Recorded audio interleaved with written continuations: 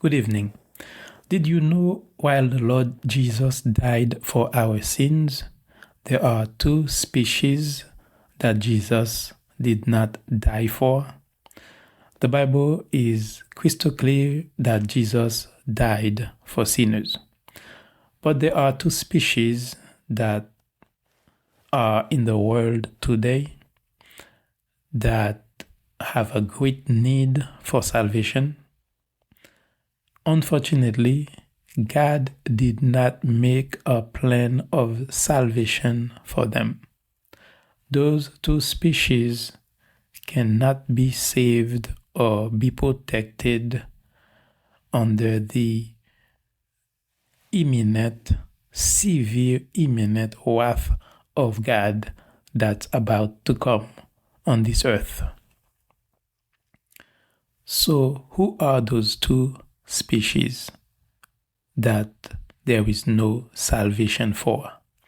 That is exactly the subject that we are going to discuss in this video today.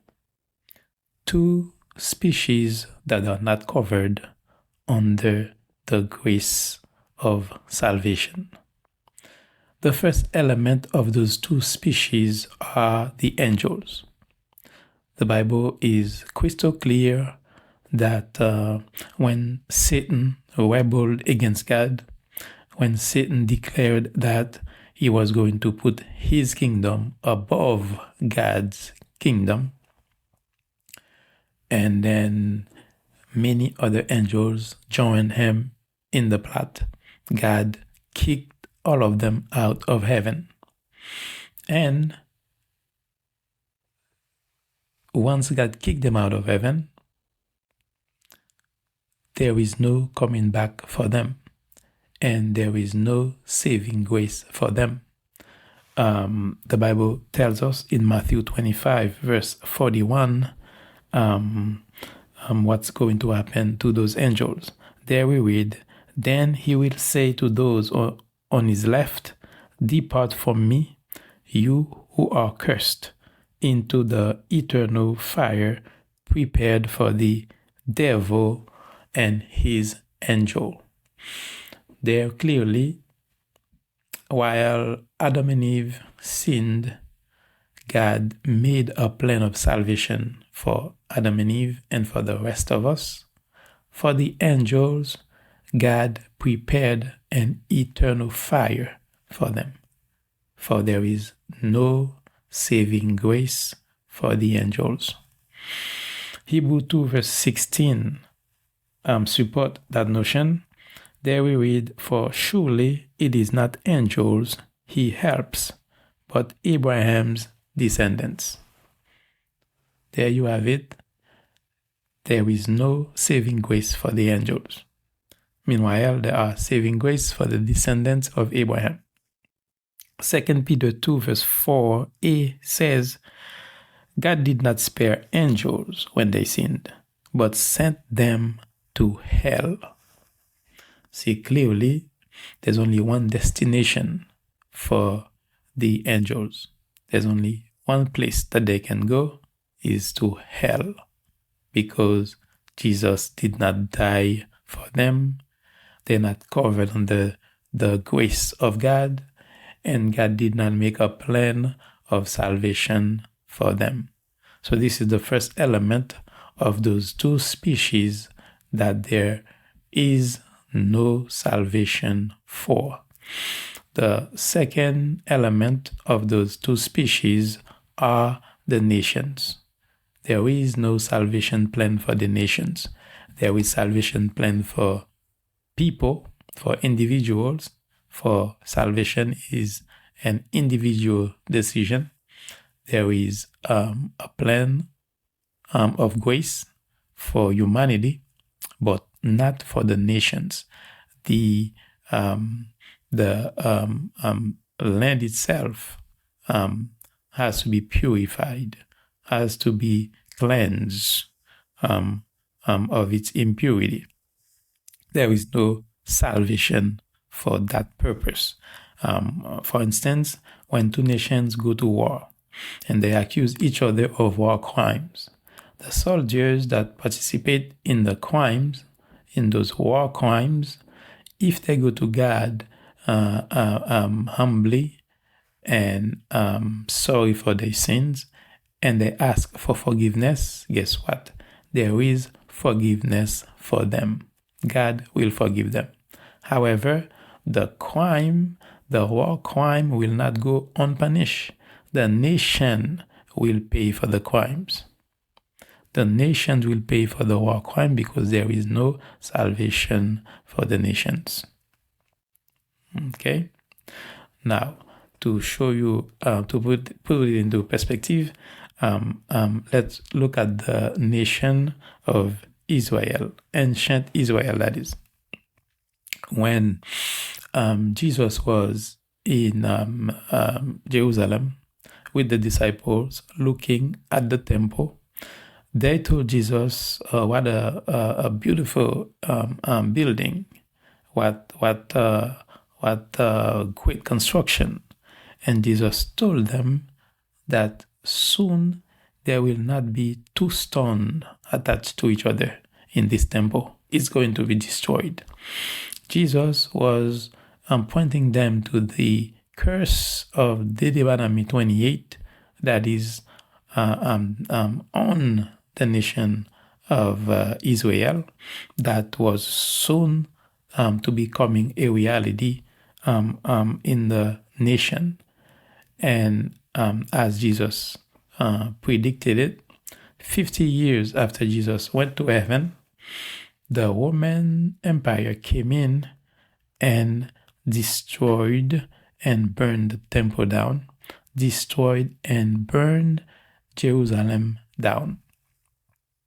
By the time they reached Jerusalem, they had already destroyed and burned the outside cities, the countryside cities such as Bethlehem, Capernaum, Mizpah, and so Nazareth, and so on and so forth.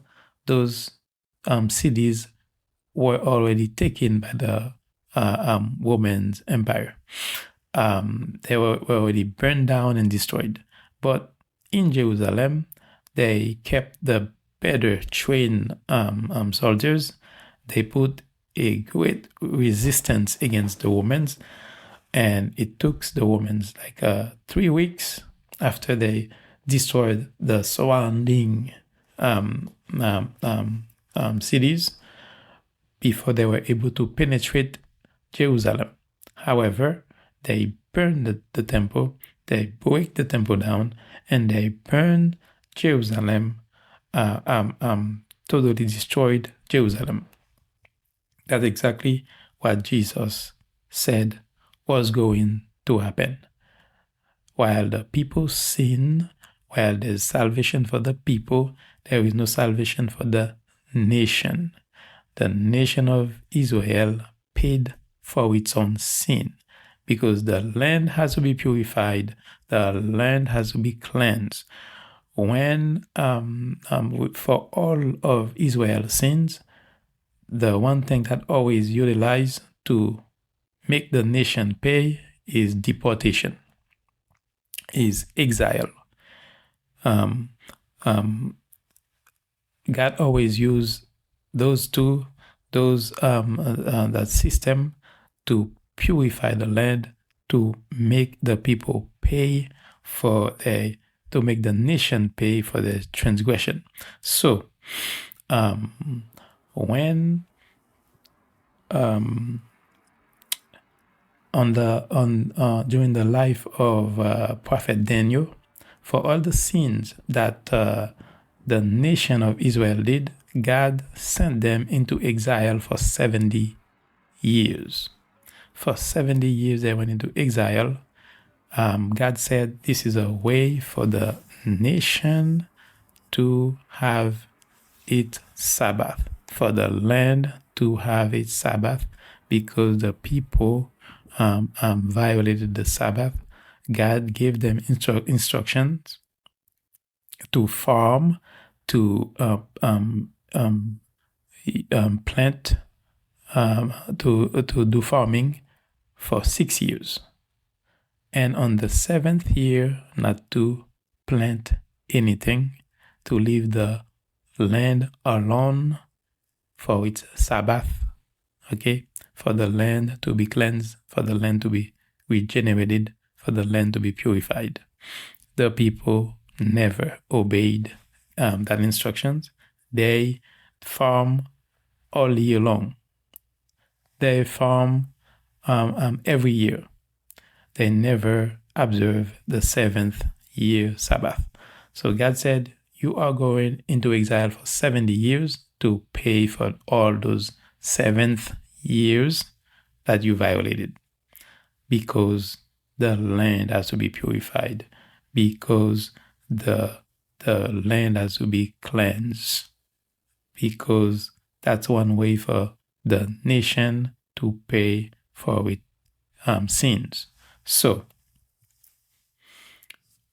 just like God set the example on the nation of Israel, the nations that live today are also going to pay for their own sins, because there is no salvation plan for the nations, and sins have to be paid for. That's what God's justice requires.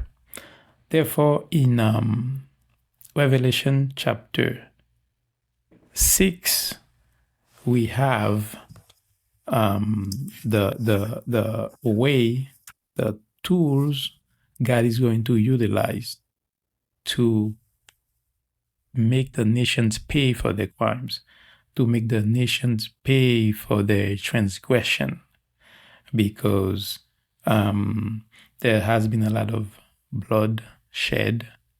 The nations have not yet paid for World War I, World War II. The nations have not yet paid for kidnapped and chained and enslaved God's people.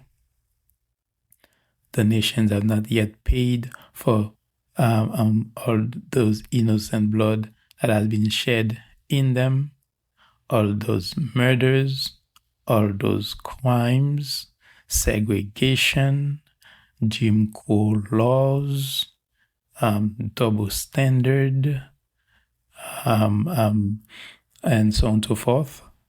The nations haven't been paid yet for their sins, and there is no salvation plan for them. Therefore, God has a plan to purify, to make the nations pay. So we find that plan in Revelation chapter 6, verse 3 to 4. There we read, when the Lamb opened the second seal, I heard the second living creature say, come. Then another horse came out, a fiery red one. Its rider was given power to take peace from the earth and to make people kill each other. The woe is coming, danger is coming, in order for God to make the nations pay for their transgression. In Revelation 6, 7 through 8, we read, when the Lamb opened the fourth seal, I heard the voice of the fourth living creature say, come. I looked, and there before me was a pale horse. Its rider was named Death, and Hades was following close behind him. They were giving power over the fourth of the earth to kill by sword, famine, and plague, and by the wild beasts of the earth. There you have it. God has a plan to make the nations pay for their transgressions, and it has not happened yet. The other phenomenon is that while there is there are two species that there is no salvation for, the angels and the nation. There are two other species that will not see these kind of destruction, that will not be participating in these kind of destructions. The first one is Israel. And when I say Israel, I'm not talking about the Ashkenazi Jews. I'm not talking about Sephardic Jews. I'm not talking about Khazar. I'm talking about the Israel that Moses led out of Egypt.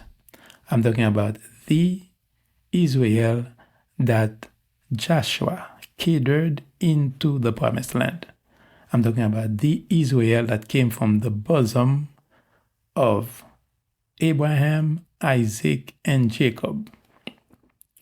I'm talking about the Israel that the Assyrians dispersed in West Africa. I'm talking about the Israel that the Europeans kidnapped, chained, dragged into slavery in the Caribbean, in South America, in Europe, and all over the world. I'm talking about the Israel who today are the descendants of the slaves. This is the Israel I'm talking about. This Israel will be restored before all of this nonsense happen to the world. This Israel will not be victimized by these plagues that are coming to the nations. And the other element of those two species that are not going to be victimized by all of these destructions is the church. Both Israel and the church will not be victimized by all of these destructions, because God will restore his people, and then Jesus will rapture the church before all of these things happen. In Revelation 6:12 to 14, to continue with the punishment, there we read, I watched as he opened the sixth seal. There was a great earthquake. The sun turned black like sackcloth made of goat hair. The whole moon turned blood red, and the stars in the sky fell to earth, as figs drop from a fig tree when shaken by a strong wind. The heavens receded like a scroll being rolled up, and every mountain and island was removed from its place. Destructions. Things that the eyes have never seen before is being described here for the nations. And lastly, Revelation 6:15 through 16 says, Then the kings of the earth, the princes, the generals, the rich, the mighty, and everyone else, both slave and free, hid in caves and among the rocks of the mountains. They called to the mountains and the rocks, Fall on us and hide us from the face of him who sits on the throne, and from the wrath of the Lamb. For the great day of their wrath has come, and who can withstand it? Now look at that. Today you have people beating their chests who think they are so powerful that they can make the earth move just with their eyes, just with their word. They think they're so powerful that they terrorizing people, that they inflicting fears and pains on people because they think they are so powerful. Well, just like Satan's power. It's like taking a spoonful of water out of the ocean compared to God's power. Therefore, the power that people think they have is like a teardrop compared to the ocean of power that God has. Okay, so you see that the kings who think they're so powerful. In the word kings, you find presidents, you find chief executive. Okay, you find it said the princes. Those are the top leadership of a government. The generals, the rich, the mighty. Okay, people who think that they're on top of the world. People who think that they being suffocating with power. Nothing before God. There is no power before the power of God. Just a baby noise compared to God's power. Just a baby crying. That's what the power of man is compared to God. So fear no one, fear no evil, fear no devil. Okay? God's power cannot be compared to man's temporary powers. Therefore, you who still alive, who's not dead, who's still breathing, still watching, still walking, and you have the opportunity to grab salvation, the salvation that Jesus has to offer, this is your opportunity to grab it. Because as you can see, there is no salvation plan for the angels. They have to pay for themselves. That's why God prepared a lake of fire for them, because they have to pay for their own sin. Jesus' salvation doesn't cover them. They have to pay themselves. The nations also. You see the kind of destruction that's in the works for the nations. They have to pay for their own crimes by themselves. If you don't grab the salvation that is available, that Jesus made available, you too will have to pay your own sins by yourself. Where you gonna pay it? In the same place that God prepared for the devil and his angel. Remember, God said in 2 Peter 2, verse 4, there he said to those who were on his left, go to the place that was prepared for the angels and the devil. So, if you don't grab Jesus' salvation, you're going to have to pay for yourself. So while there's still time, while you can, this is your opportunity to invite Jesus in your life. If you don't want to pay, just like the angels, just like the nations. Until we meet again, may the Lord richly